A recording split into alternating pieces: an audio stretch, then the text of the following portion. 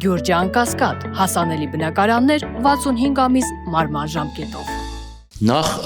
նշեմ, որ մինչև Արադ Միրզոյանի խայտարակվելը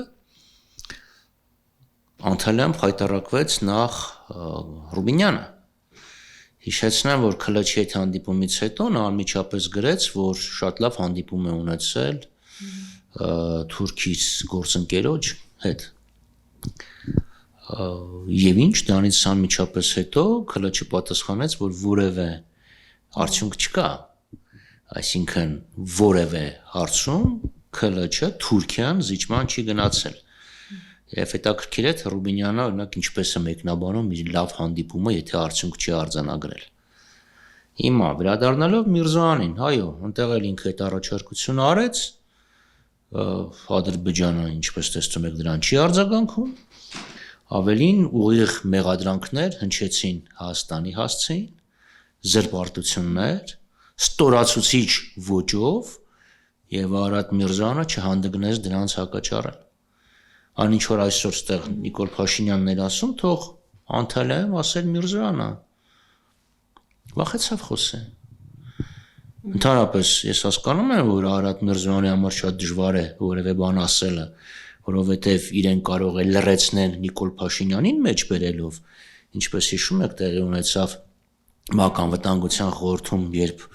Ջեյհուն Բայրամովն ասեց հոп, քո վարչապետը լրիվ ուրիշ բան է ասել։ Բայց եւ այնպես, եթե գնացել ես այնտեղ, եթե աշխատավարձից բացի նաեւ օրապայիկ է ստացել, արագ գործը։ Շատ լավ Մինսկի խմբի լուծարման։ Հա, Մինսկի խմբի, Ադրբեջանը ակնհայտ է ինչ է ուզում անի, Ադրբեջանը ուզում է ասի Արցախի հարցը փակված է մեկընդմիշտ։ Նիկոլ Փաշինյանը անում է այն, Նիկոլ Փաշինյանը անում է եւ ասում է այն, ինչ որ են Ադրբեջանն է ասում։ Եթե Մինսկի խումբը անօգուտ կառույց է, այդ դեպքում ինչի Նիկոլ Փաշինյանը ինքը առաջինն այդ նախաձեռնության հանդես չեկավ։ Ինքը դրա մասին սկսեց խոսել, երբ այդ պահանջը հնչեց Բաքվից։ Սա է իրականությունը։ Ստեղ էլ Նիկոլ Փաշինյանը հիշում եք ինչ էր ասում, Արցախի շարժումը պետք է դել չշարունակենք Արցախի շարժում։ Այսօր իդեպ նկատեցիք երևի, որ ինքը ոչ միայն Արցախ, այլև Լեռնային Ղարաբաղ բառը չասեց, դեմոնստրատիվ ԼՂ ասեց։ Սա է իրականություն, հասկան, իրենք անում են այն, ինչ իրենցից պահանջում է Ադրբեջանը։ Պնդում է, որ այսպիսով պատերազմ չի լինի, կլինի խաղաղություն։ Այսինքն զիջումներով կարող ես բերել խաղաղության, այդ աշխարհում մի օրինակ կարող են ասեն։ Իրենք Ադրբեջանի բոլոր զիջումներին ենթարկվել են։ Հիմա հարց ուրիշ է։ Արդյոք Ադրբեջանը հենց սկզբից կապիտուլյացիայի պահանջ է դրել, չէ՞, սա կանես, կռիվ կդադարեցնեմ կամ չեմ սկսի։ Դա կապիտուլյացիան է, դասական է, եթե նայեք բառարանում, դա սա կապիտուլյացիան է։ Թե Ադրբեջանը էլի գնում է ուրեմն փուլայնով, սա կանես։ Եվ եթե առաջի դեպքն է դեռևս հայտնի չէ, էլ ինչ է Ադրբեջանը պահանջել, որովհետև տեսեք, եթե Բաքուն, պաշտոնական Բաքուն չնշեր, որ տեքստը համաձայնեցված է, ես որևէ երաշխիք չունեմ, որ Հայաստանի արտգործնախարարությունը կասեր դրա մասին։ Լավ, այսինքն սրանք բոլոր զիջումներով փորձում են Ադրբեջանի ինչ խաղաղություն պարտադրել, տենց են խաղաղություն պարտադրում, տենց են խաղաղության հասնում։ Թե դու անընդհատ զիջում ես, դիմացինը ավելի շատ բան կսկսի ուզել։ Սա է աշխարհի պատմությունը ցույց տալիս։ Տեսեք, Սահմանադրությանն անդրադառնալով, այո, դուք էլ նշեցիք, որ այնտեղ Արադ Միրզոյանը Բայրամովի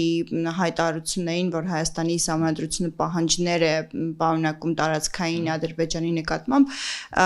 եւ այն պետք է փոխել, Արադ Միրզոյանը որևէ կերպ չհակադարձեց։ Փոխարենը Բայրամովը ասաց, որ իր համար անհասկանալի է, թե ինչպես կարող է պատահել, որ Հայաստանը մտածում է, որ Ադրբեջանի Սահմանադրությունը տարածքային պահանջներ ունի, բայց այդ հարցը չի բարձրաձայնում։ Այսօր ազգային ժողովում Նիկոլ Փաշինյանը կրկին ասաց, որ չեն անդրադառնում սրան, որովհետև ըստ էության խաղաղության պայմանագիրը լուծում է այդ հարցը։ Հիմա հայկական կողմը ինչ ավելի այսպես տոլերանտ, խելացի է, ինչու չեն հարցազրույցը ես ինչպես սկսեցի, չի, ասացի մինչև Միրզոյանի խայտարակվելը, խայտարակվեց Ռուբինյանը։ Դա խայտարակություն էր իհարկե։ Դա ուղղակի նշանակում է, ասում ես դե տղա ես պահանջի։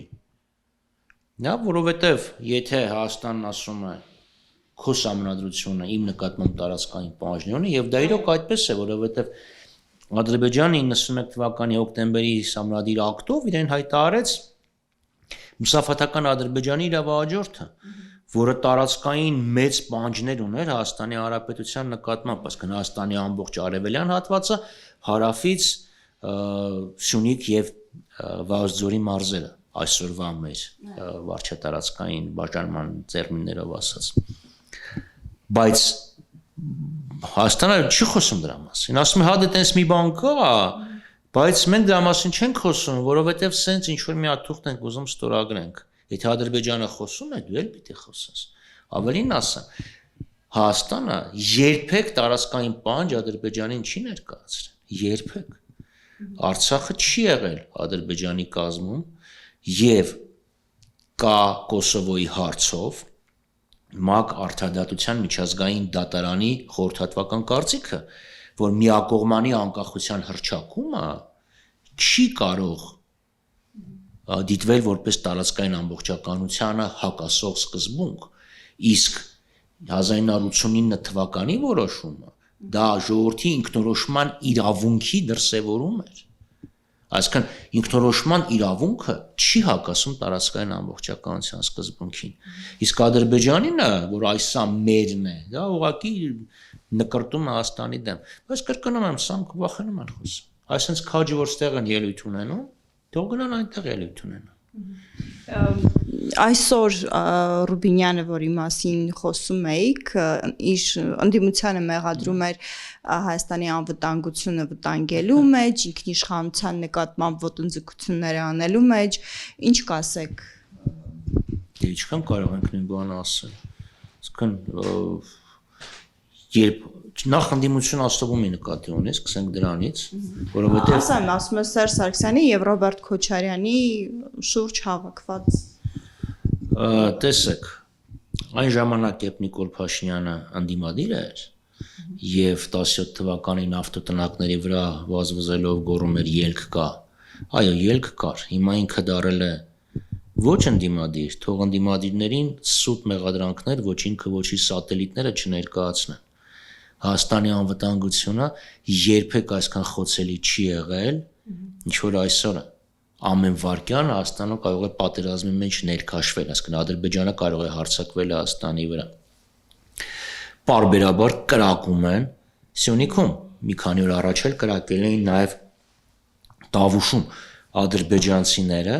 Հայաստանում շուրջ 240 կիլոմետր տարածք են օկուպացրել։ Եվ Նիկոլ Փաշինյանը, որ այսօր ասում էր կոպեկ առ կոպեկ հետ ենք բերելու, ռիսկ չի անում, ասի սանտիմետր առ սանտիմետր մեր տարածքները հետ ենք բերելու։ Հայաստանի ինքնիշխանությունը երբեք այսպիսի ցածր մակարդակի վրա չի եղել։ Դե երկու արտգործնախարար նստած են, մեկը մյուսին սպառնում է, ծաղրում է, վախենում է պատասխանել։ Սրանք այնքան անինքնիշխան են, որ նույնիսկ չեն որոշում, թե Հայաստանի Հանրապետության տարածքում որտեղ կարող են գործարան կառուցել, իսկ որտեղ ոչ, որովհետև դա նույնպես ադրբեջանցիներն են որոշում։ Իրենք են Հայաստանի անկախությունը, ինքնիշխանությունը, տարածքային ամբողջականությունը բերել կանգնացրել կործանման եզրին։ Ասում եք անվտանգությունը խոցված է, իրենք քայլ արեցին այդ անվտանգության ամրապնդման ուղղությամբ, վերջապես տեղի ունեցան հայ-իրանական հատուկ ջոկատայինների զորավարժություններ, նախ սա ինչպես կգնահատեք եւ արդյոք սա անվտանգային աստիճանը որոշակի բարձրացնելու միտված քայլ չէ։ Զորախաղերը, զորավարժությունները միացյալ գնահատում եմ շատ դրական, շուտ պետք է անեին։ Այս նույն զորավարժություններն օրինակ Իրանը Ադրբեջանի հետ էր արել դեռևս անցյալ տարի։ Շուտ պետք է անեին, ավելի ընդգրկում պետք է անեին։ Սա ընդհանրապես մի փոքրիկ զորավարժություն է եւ վստահ եմ Իրանի պահանջով արված էր։ Այլապես սրանք ինչի 20 թվականից հետո չէին անում։ մանավանդ երբ լուրջ խոսակցություններ կան, որ Ադրբեջանը դադարեցրեց հարձակումը Հայաստանի դեմ, երբ Իրանը զորքերը քաշեց դեպի Արաքս։ Շուտ պետք է դա անեին։ Ինչ որ անում են ոչ բավարար։ Տեսեք այսօրվա ելույթը Նիկոլ Փաշինյան, ինչ էր խոսում 50 րոպե։ Ինքն իրան էր գովում, 10 րոպեն հենց իմիջայլոց խոսեց խաղաղության, ճակերտավոր խաղաղության համաձայնագրի մասին, մի բառ բանակի հզորացման, ամրապնդման մասին չխոսեց։ Ասում է 580,000 դրամ ստացող աշխատավարձ ստացող զինվորական շարքային ունենք, այսինքն այդ ուղղությամբ աշխատում են։ Եվ ասկան լավ, եթե ունեն մի շարքային, որ 580,000 դրամ է ստանում, բայց թուրքերը մտել են Հայաստան, կրակում են, եւ Սյունիքից ընտրված իրանց պատգամավորն ասում է, դե հետո ինչ որ կրակում են, մեկը վնաս չեն տալի։ Ինչ կապ ունի այդ 580,000-ը մեր պաշտպանունակության հետ։ Դա զինվորը պետք է լավ ստանա, նյութական ապահովումը պետք է լավ լինի, բայց դա ընդհանրապես մի փոքրիկ բաղադրիչ է։ Պարոն Խաչատրյան, անդրադառնալով տարածաշրջանային զարգացումներին, մենք շատ հաճախ կենտրոնանում ենք Հայաստան-Թուրքիա, Հայաստան-Ադրբեջան հարաբերությունների վրա, բայց չենք նկատում նոր հնարավորությունները կարծես որ ունենք, օրինակ իրանագետները պնդում են, որ այս իրավիճակում, երբ Իրանն ու Միացյալ Նահանգները փորձում են այսպես բանակցային հարթակ գտնել, Հայաստանը կարող է քայլեր անել այդ ուղղությամբ, ինչ եք կարծում, դուք կիսում եք արդյոք այդ կարծիքը, որ կարող է Հայաստանը այդ բանակցությունների համար փորձել հարթակ դառնալ, ես ձեր ժպիտից իհարկե կանխատեսում եմ պատասխանը, բայց եւ այնպես ինչու այս ուղղությամբ եւ որևէ այլ ուղղություններով մեր դիվանագիտությունը չի աշխատում։ Մենք դիվանագիտություն չունենք, կրկնում եմ։ Հայաստանի դիվանագիտության նպատակը թուրքական պահանջները Հայաստանի ժողովրդի վրա ծախելն է։ Թուրքերը պահանջում են, սանգալի ասում են, դե հա, էս անենք, որ լավ լինի, դա Հայաստանի շահերից է բխում։ Հա, Ադրբեջանը պահանջեց փոխել ամեն ինչ, պետականության հիմքերը, ասենք բստրեցին իրենց նոր Հայաստանի, իրական Հայաստանի ներողություն եմ խնդրում, իրական Հայաստանի այդ ցնդաբանությունը։ Դա է, ինչ որ իրանք անում են դիվանագիտության տակ։ Դա մենք Իդեպ դեռևս մինչև պատերազմը, մենք մեր պատերազմի կրած պարտությանը նախորդել էր դիվանագիտական բնագավառում մեր կրած պարտությանը, որտեղ Նիկոլ Փաշինյանը եւ իր արտգործնախարարը ձախողել էին բոլոր հարաբերությունները, թե Մինսկի խմբի շրջանակներում, թե երկկողմանի հարաբերությունները բոլորի հետ։